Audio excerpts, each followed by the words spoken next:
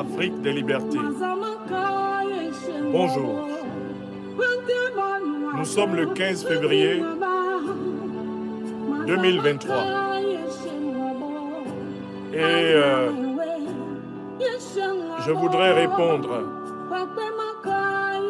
à une question que me posent plusieurs amis, internautes citoyens à travers le monde.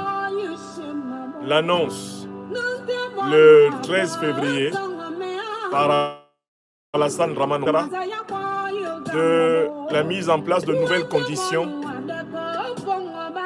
de la carte de résident des étrangers en Côte d'Ivoire. Beaucoup m'ont écrit pour me demander ce que je pense de cette évolution nouvelle annoncée par l'ennemi numéro 1 des peuples ouest-africains, Alassane Dramane Ouattara. Alors ce matin, il est 8h25 en France. Je voudrais apporter une réponse précise à cette préoccupation des Ivoiriens et de tous les Ouest-Africains. Que cache-t-il derrière la nouvelle carte de résident en Côte d'Ivoire annoncée par Alassane Dramane Ouattara? Soyez bénis à travers la Côte d'Ivoire, à travers l'Afrique de l'Ouest, à travers toute l'Afrique et à travers le monde. C'est Clara Blon, ma jeune sœur bien-aimée, qui ouvre le chemin. Parle un peu, tu es mort, Elohim, parle un peu. Tu es mort, Adonai, parle à ma faveur, Yahweh, parle un peu, parle un peu, parle un peu. Je suis chagriné, Yahweh, je suis rejeté, je suis minimisé, tout va mal pour moi. Toi qui as fait les cieux simplement par ta parole, appuyez sur le pouce levé sous la vidéo et partagez la vidéo pour informer l'Afrique des nouveaux plans du satrape reptilien ayant renoncé à notre belle terre africaine de Sendou pour troubler toute l'Afrique de l'Ouest.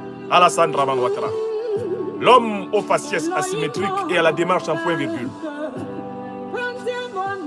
Eni Sogoma, Aoniche, et danser.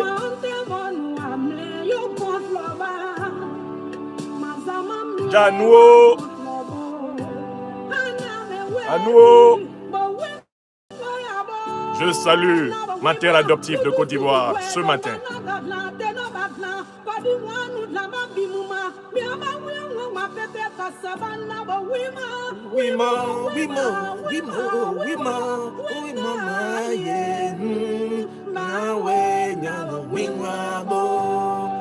Merci à toi, ma jeune sœur Clara Blon, pour l'ouverture matinale par cette prière chantée.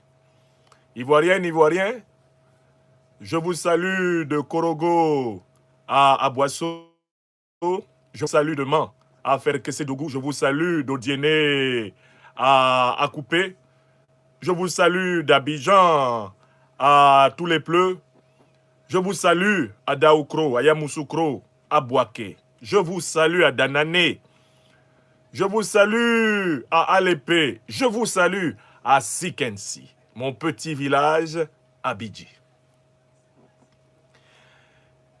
L'ennemi du peuple ivoirien, depuis 1989, devenu incontestablement l'ennemi de tous les peuples ouest-africains. Depuis plusieurs décennies, l'homme au faciès asymétrique et à la démarche en point virgule, dans son inimitable façon de s'asseoir, vient de sortir de son chapeau, et bien de sorcier, une décision curieuse, une décision loufoque, une décision louche, une décision paradoxale, malicieuse, perverse, méphistophélique. Cet homme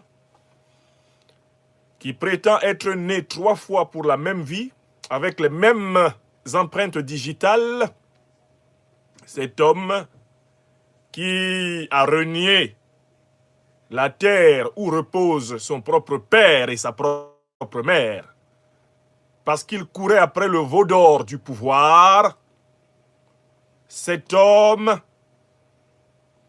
abonné à l'emprisonnement massif des fils et filles de la Côte d'Ivoire depuis le début des années 90 jusqu'à ce jour, cet homme, ennemi juré de tout ce qui est légal et légitime, légiphobe et légicide, auteur d'une dizaine de tentatives de coup d'État en Côte d'Ivoire, en Afrique de l'Ouest et en Afrique centrale. Oui, une dizaine. La première datant de décembre 1993, la deuxième de 1995, la troisième de 1999, la quatrième de septembre 2000, la cinquième d'octobre 2000, la sixième de janvier 2001, la septième de septembre 2002, la huitième de février 2010, la neuvième de décembre à mai 2010-2011, la dixième au Burkina Faso en 2015, où il a donné armes et argent au général Diendéré qu'il a avoué. Et on peut compter une 11e et même une 12e au Gabon, où à travers son conseiller d'origine guinéenne, Mamadi Diané, et un certain nombre de cyberterroristes, Ouattara a tenté de renverser le régime gabonais pour imposer son ami de circonstance, Jean Ping. L'homme est connu pour sa passion de la déstabilisation. Et la 12e tentative est celle qu'il a opérée au Mali, en faisant entrer des commandos avec des faux passeports, des armes de guerre, sous couvert d'aller assister le contingent ivoirien de la MINUSMA. Ces commandos étaient chargés, pour le compte de la France-Afrique, de renverser le régime du Malikoura du colonel Assimi Goïta. Ils ont été pris et ils ont été bien traités du 10 juillet 2022 au 6 janvier 2023. Alassane Dramane Ouattara prenant publiquement sa plus grande humiliation continentale. Ouattara, c'est l'homme au minimum de 12 coups d'État. Je dis bien 12 coups d'État, parce que si je parle des tentatives, il peut y en avoir une trentaine, une quarantaine. Alassane Dramane Ouattara, c'est un grand ennemi installé au cœur du peuple ouest-africain. Ennemi de son pays natal, le Burkina Faso. Ennemi du pays qu'il a gracieusement accueilli. Car lui, comme moi, nous sommes des citoyens ivoiriens adoptifs. Lui, il n'a même pas épousé une Ivoirienne. C'est le président Houphouët-Boigny qui l'a fait entrer dans la nation ivoirienne par la fenêtre. Après avoir été trompé sur les compétences technocratiques, bureaucratiques, du pseudo-économiste venu du FMI et de la Banque mondiale, qui allait surendetter la Côte d'Ivoire et la conduire aujourd'hui au rang de pays pauvres très endettés, la conduire aujourd'hui au rang de pays au développement de façade, à l'endettement exponentiel et à la gabégie spectaculaire.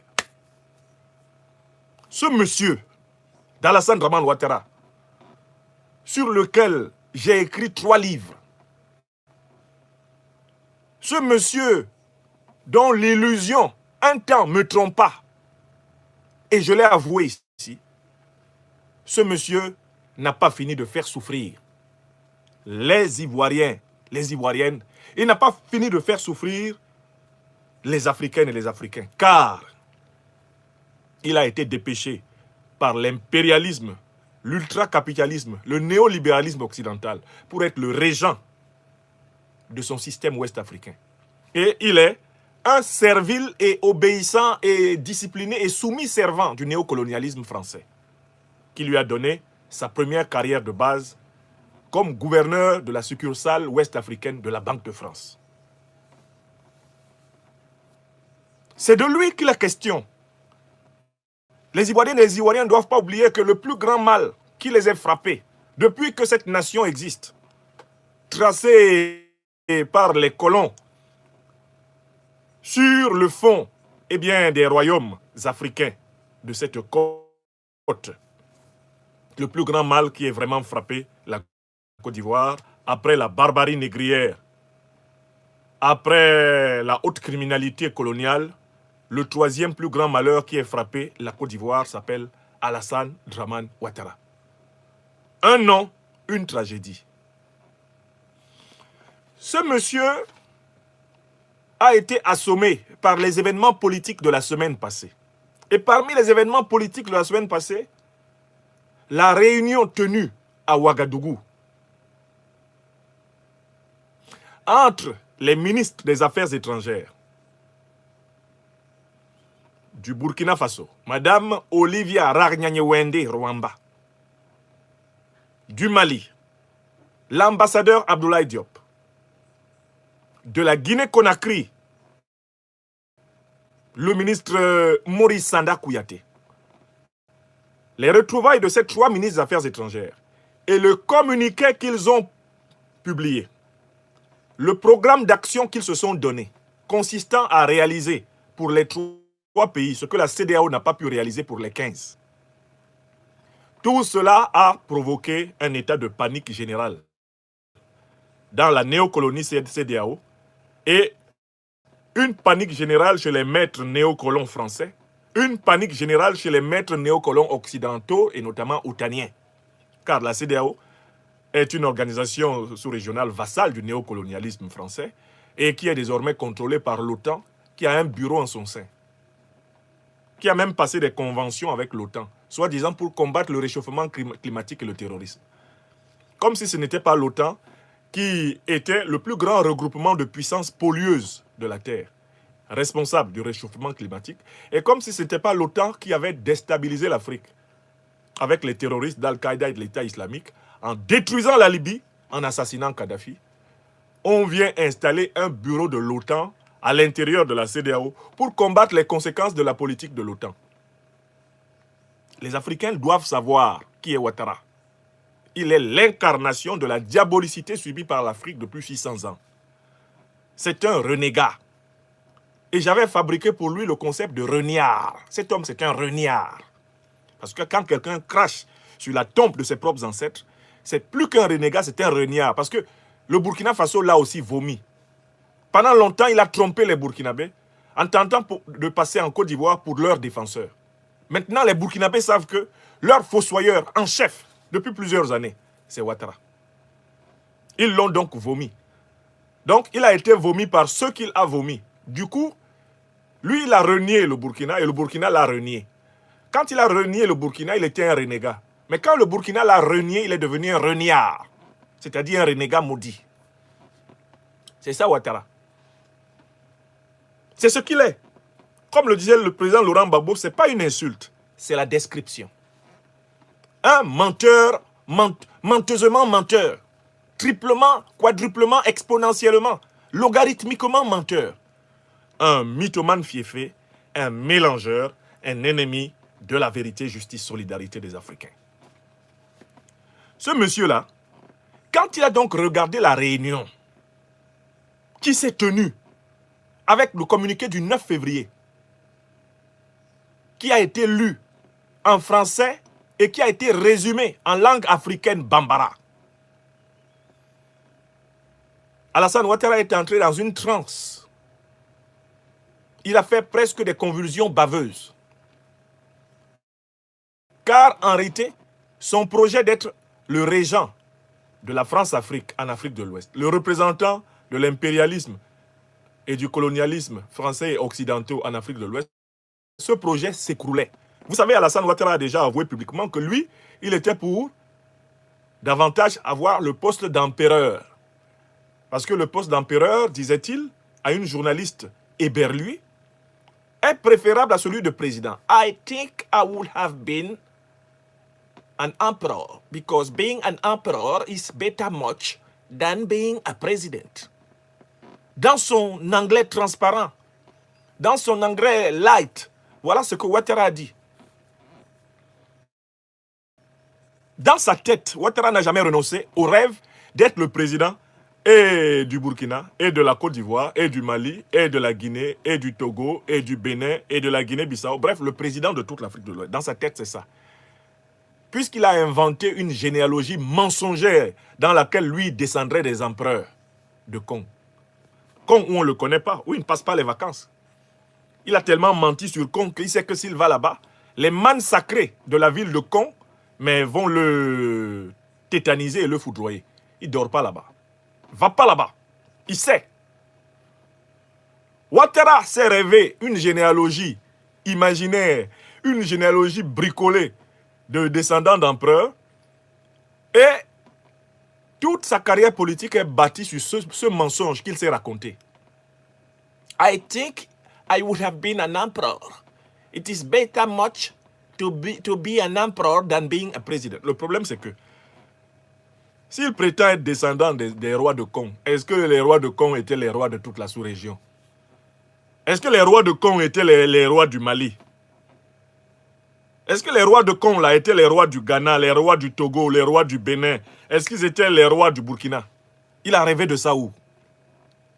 Quel fumeur de moquette, ce Ouattara Draman. Donc lui, quand il a appris que le Mali, la Guinée et le Burkina ont décidé de passer à l'action, puisque ces trois pays-là sont empêchés de bénéficier de tous leurs droits à l'intérieur de la CEDEAO, alors qu'ils sont des pays fondateurs de la CEDEAO. Appuyés par la puissance française, appuyés par l'Union européenne, appuyés par l'ONU aux ordres de l'impérialisme occidental, les pays soumis à l'Occident ont utilisé la CEDEAO pour isoler le Mali, isoler la Guinée, isoler le Burkina Faso, les sanctionner. Au motif que, au Mali, en Guinée, au Burkina, il y a eu des coups d'État. Comme si Alassane Ouattara était au pouvoir en Côte d'Ivoire autrement que par un coup d'État. Qu'est-ce qu'il a fait en 2020? L'article 55 de la Constitution ivoirienne interdisait à Ouattara d'être candidat. Il a fait un coup d'État. Faure Gnassingbé est arrivé au pouvoir au Togo. Comment? Depuis 2005. Par coup d'État. Mohamed Bazoum et son maître Issoufou, qu'est-ce qu'ils ont fait pour arriver au pouvoir au Niger? C'est un coup d'État. Ils ont emprisonné l'opposition, chassé l'opposition, massacré l'opposition et fraudé l'élection. C'est un coup d'État. Que fait aujourd'hui Patrice Talon avec l'opposition béninoise? C'est un coup d'État. Il a détruit le pluralisme béninois. Il a transformé le champ politique béninois en un espace de terreur. Nana Akufo-Addo, déjà son élection a été entachée d'irrégularité. Son principal adversaire avait porté plainte pour fraude électorale. Mais il a conduit le Ghana à la faillite. Puisqu'il a privatisé des pans entiers de l'économie ghanéenne, le Ghana s'est retrouvé au rouge et obligé d'aller vers une politique de nationalisation des mines pour avoir ne serait-ce que de quoi faire fonctionner l'État. Donc, quand on regarde la CEDEAO, là, regardez Macky Sall. Macky Sall, c'est un putschiste civil. Qu'est-ce qu'il est en train de faire? Macky Sall est en train de perpétrer un coup d'État contre la démocratie sénégalaise. Ça se fait sous les yeux de la CEDEAO, avec le soutien de la CEDEAO.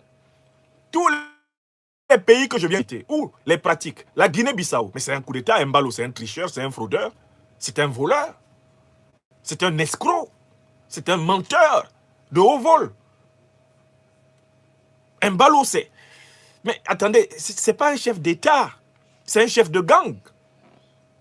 Oumaro Sissoko Mbalo, un individu sans foi ni loi, sans foi ni loi, qui traîne sa sébile dans toute l'Afrique de l'Ouest, qui la traîne partout dans le monde pour récupérer autant que possible des jetons sur la base de promesses fallacieuses. Un véritable maître chanteur. Alors, quand vous regardez la CEDEAO, les trois seuls pays qu'ils ont décidé d'isoler, les trois seuls pays qu'ils ont décidé de sanctionner, sont les pays de la CEDEAO où il y a eu, certes, des coups d'État, mais des coups d'État connectés avec la révolution populaire. Des coups d'État qui sont l'expression de la volonté populaire de mettre fin au pouvoir civil obtenu par coup d'État au Burkina. Mais Roch-Marc Christian Kaboré s'est avéré incapable de proposer une réponse sérieuse à la question de la lutte contre le terrorisme. Il a échoué à protéger son peuple. Voilà pourquoi son peuple a vomi. Quand il a chuté, les Burkinabés ne se sont pas opposés à sa chute. Parce qu'ils l'ont eux-mêmes objectivement trouvé incompétent. Il est fort pour boire l'empagne, il est fort pour régler les comptes avec son ancien patron Blaise Compaoré, mais il est nul pour changer le Burkina.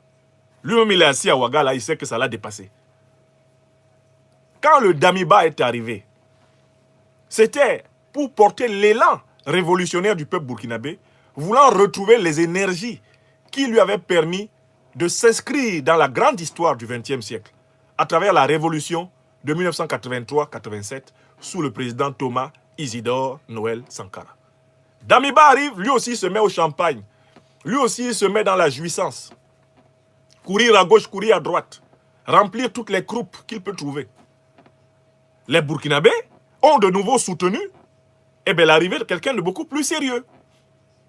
Le capitaine Ibrahim Traoré à la tête de l'État le 30 septembre. Donc, les changements politiques qui ont eu lieu au Burkina à la suite de la chute de Roch-Marc Christian Kaboré se caractérisent par le fait qu'ils sont ancrés dans les aspirations du peuple burkinabé. Le peuple burkinabé demandait depuis très longtemps à Kaboré de se débarrasser de la présence militaire française sur leur sol. Les Burkinabés ont dit ça dans toutes les langues. On les a tabassés, on leur a coupé Internet, on les a pourchassés, on leur a empêché de tenir des meetings sur la place de l'indépendance à Ouagadougou, sur la place de la nation. Les Burkinabés ont fini par gagner. Et ils ont fini par gagner parce que maintenant, au palais présidentiel, le président Traoré est connecté à ce que veut son peuple. Le peuple burkinabé peut de nouveau manifester place de la nation à Ouagadougou sans craindre l'armée, sans craindre la gendarmerie, sans craindre la police, qui se sont rangés derrière le peuple. Parce qu'il y a un leadership qui a décidé de mettre en œuvre ce que le peuple veut. Voilà la situation au Burkina. Le coup d'État burkinabé est infiniment préférable à tous les coups d'État de Ouattara, à tous les coups d'État civils des néocolonisés de la France-Afrique, en Afrique de l'Ouest. C'est un coup d'État révolutionnaire. Voilà la vérité. Voilà la vérité. Au Mali, c'est le même processus qui a eu lieu avant. C'est le même processus qui a eu lieu avant au Mali. Assimi Goïta représente un changement venu des entrailles du peuple malien qui en avait marre non seulement de l'incompétence, mais de la corruption et de la violence gratuite que le régime d'Ibrahim Boubacar Keïta imposait au peuple malien.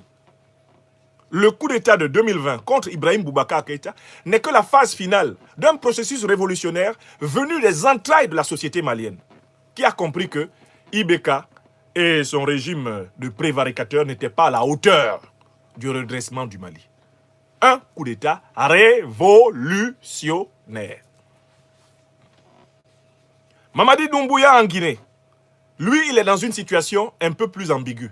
Beaucoup moins claire, c'est vrai, qu'Assimi Goïta au Mali ou Ibrahim Traoré au Burkina. Pourquoi?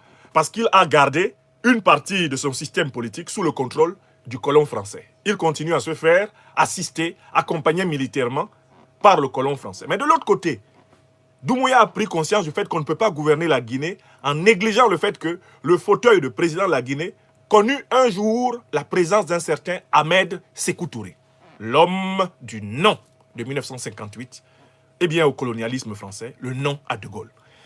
Qui que tu sois, quand tu t'assois dans le fauteuil de Sékou Touré, tu es transformé.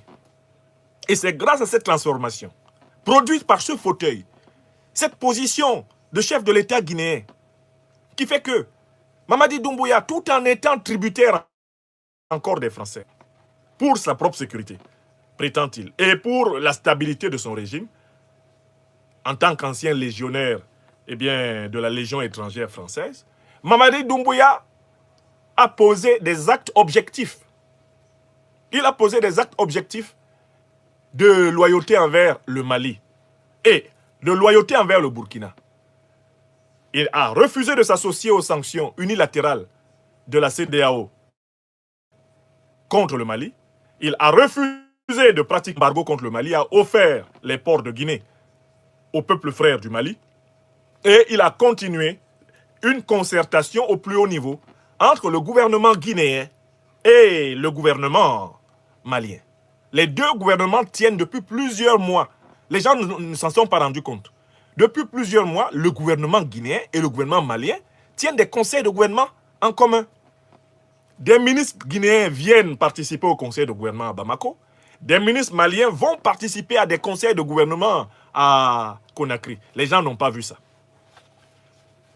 Ils ne se sont pas énervés jusque-là parce qu'ils pensaient que comme Mamadi Doumbouya a un pied dans la France-Afrique et un pied dans le panafricanisme, on peut utiliser Mamadi Doumbouya pour continuer à surveiller indirectement Assimi Goïta.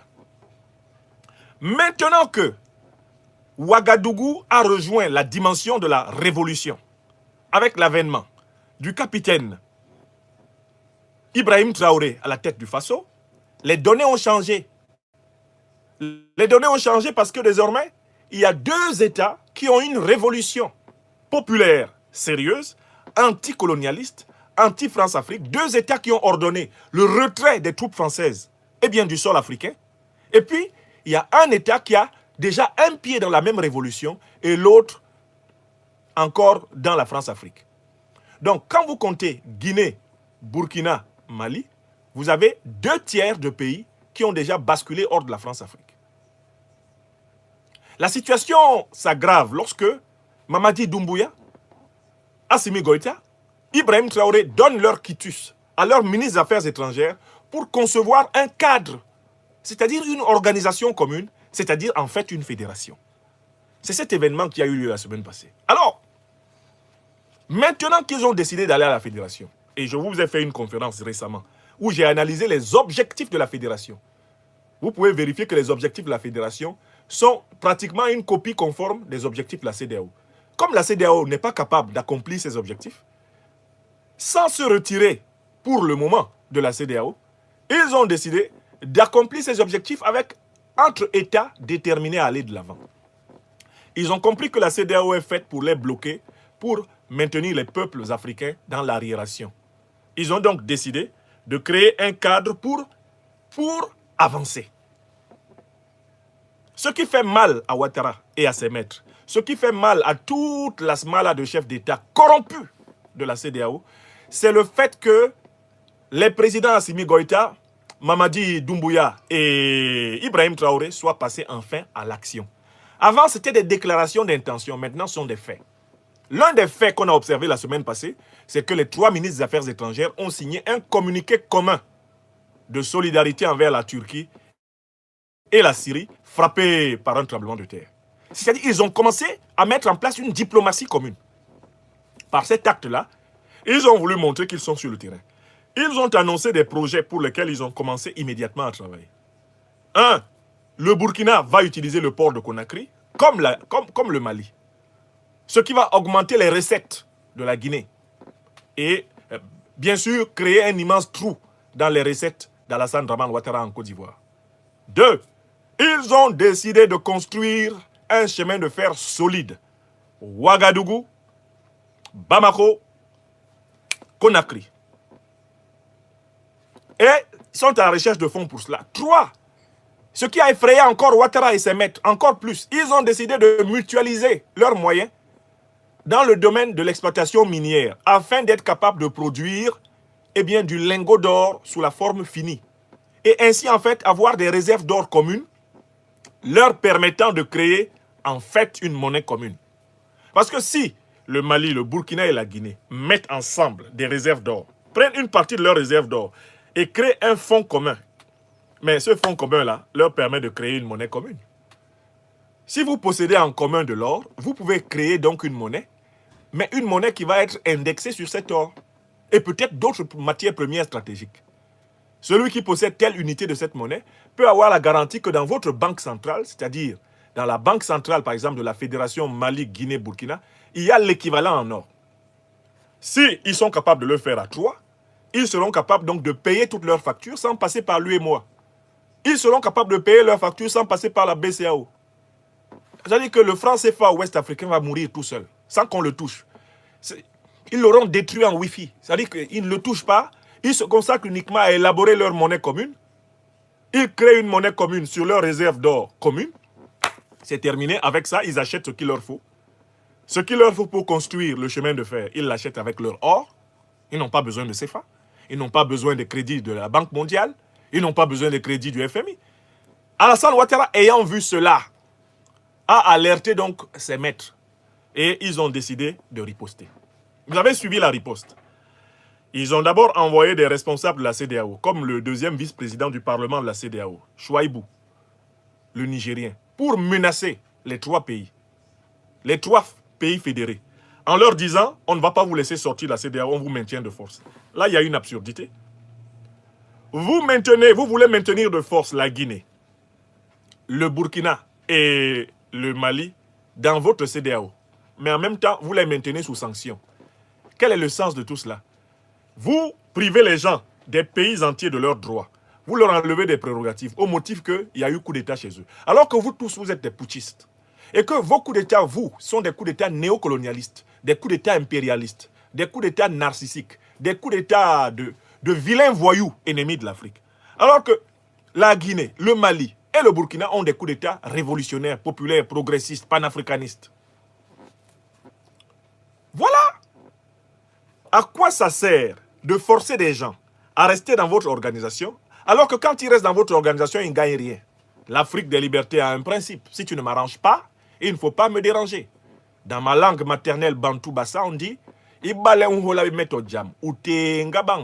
je recommence doucement. Si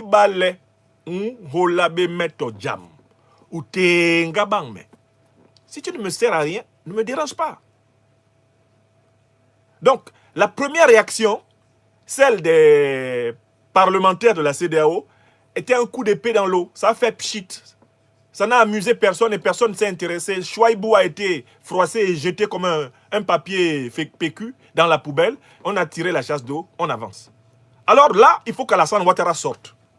Parce que les menaces de la CEDEAO n'ont pas impressionné le Mali, n'ont pas impressionné la Guinée et n'ont pas impressionné le Burkina.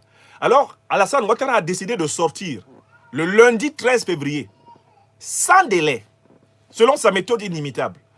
Il a trouvé quoi? Il a fait publier une annonce que désormais il va y avoir une carte de résident à un prix extrêmement élevé.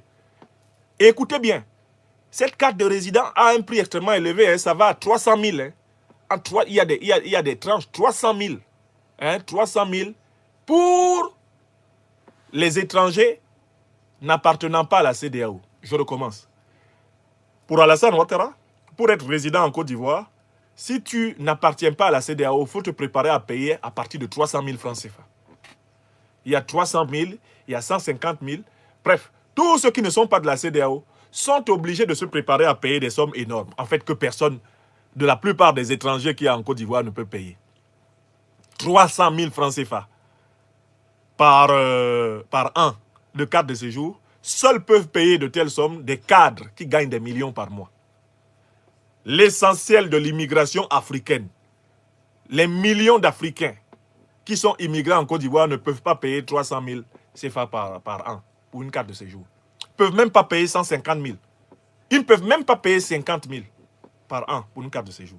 Moi, j'ai été résident camerounais en Côte d'Ivoire. J'ai eu à payer la carte de séjour. Et je me souviens de la difficulté que nous avions quand la carte de séjour, alors que nous étions étudiants, avait été élevée à 50 000.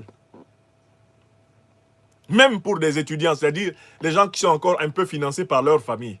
C'était la mer à boire.